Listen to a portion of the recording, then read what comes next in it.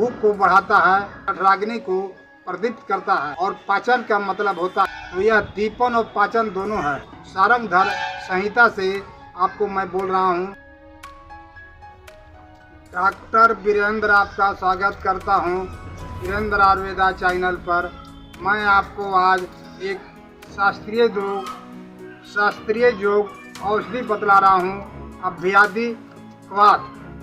तो यह जो है अभ्यादि क्वाथ जो है आपको सारंगधर संहिता पुस्तक से आपको मैं बोल रहा हूँ और इसका वर्णन सारंगधर संहिता में है।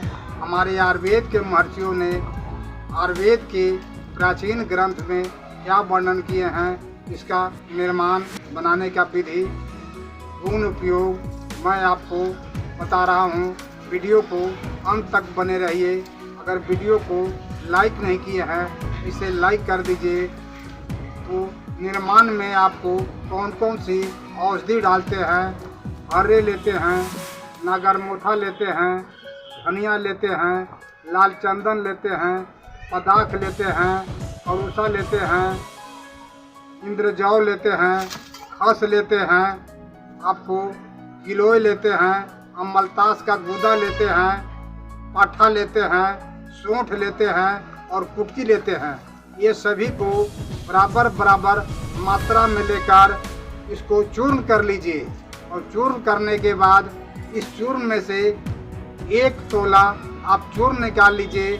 एक मिट्टी के बर्तन में उसको डाल दीजिए और 16 तोला जल भी उसमें डाल दीजिए और उसको अग्नि पर चढ़ाकर मंद अग्नि पर उसको पकाइए। और जब 4 तोला शेष बच जाए तो उसको उतार कर ठंडा होने पर उसको प्रतिदिन पीने से शरीर में दीपन पाचन होता है। यानी दीपन के मतलब होता है जठराग्नि को प्रदीप्त करता है, यानी शक्ति प्रदान करता है, प्रज्वल बनाता है और भूख को बढ़ाता है। यानी जठराग्नि जो है एक पेट में 13 प्रकार के ये सब अग्नियाँ जो हैं हमारे आयुर्वेद के महर्षियों ने वर्णन किए हैं। उसमें जठराग्नि को प्रदीप्त करता है यानी प्रज्वलित करता है। और पाचन का मतलब होता है आपको जो भी अन्न या पदार्थ खा रहे हैं उसको तुरंत पचा देता है। तो यह दीपन और पाचन दोनों है, यानी अग्नि को भी बढ़ाता है और भोजन को भी पचाता है। यह औषधि बहुत सर्वश्रेष्ठ है। यह औषधि एक शास्त्रीय योग औषधि है और इसको सारंगधर संहिता से आपको मैं बोल रहा हूँ या लिया गया है। ये हमारे आयुर्वेद के महर्षियों ने इसका वर्णन किए हैं। मल मूत्र को ठीक करता है, यानी पेशाब को भी या मूत्राशय स्थान की जो बीमारियां हैं उसको भी दूर करता है। मल अगर संचय हो रहा है आंत में उसको जो है वह बाहर कर देता है दस्त के द्वारा। आज के परिवेश में बहुत से लोग जो है कब्ज से परेशान रहते हैं, उनको दस्त साफ नहीं होता है और इस औषधि के सेवन करने से कब्ज जो है दूर हो जाता है। और अगर प्यास अधिक लग रहा है, बार बार रोगी पानी पी रहा है, तो इस औषधि के सेवन करने से प्यास लगना अधिक बंद हो जाता है। या प्यास के चलते आपको मुंह सूख रहा है, कंठ सूख रहा है, इस औषधि के सेवन करने से ये सब जो है ठीक हो जाता है। आपको अगर रोगी जो है प्रलाप कर रहा है तो इस औषधि के सेवन करने से प्रलाप करना बंद कर देता है।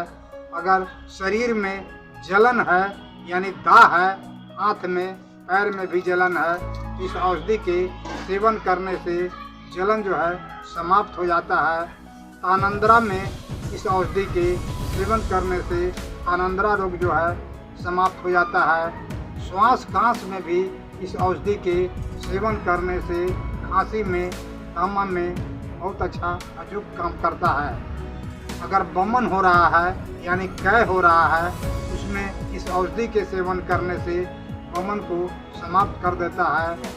अन्न में अगर अरुचि है, आपको भोजन करने की इच्छा नहीं हो रहा है या खाना ठीक नहीं लग रहा है, तो इस औषधि के सेवन करने से आपको अरुचि जो है बढ़ जाता है।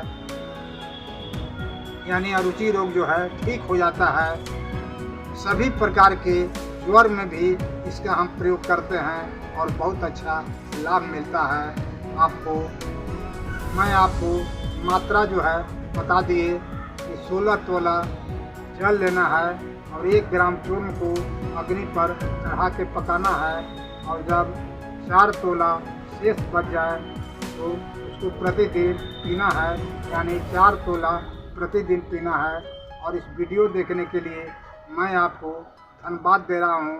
जय धन्वंतरी, जय आयुर्वेद।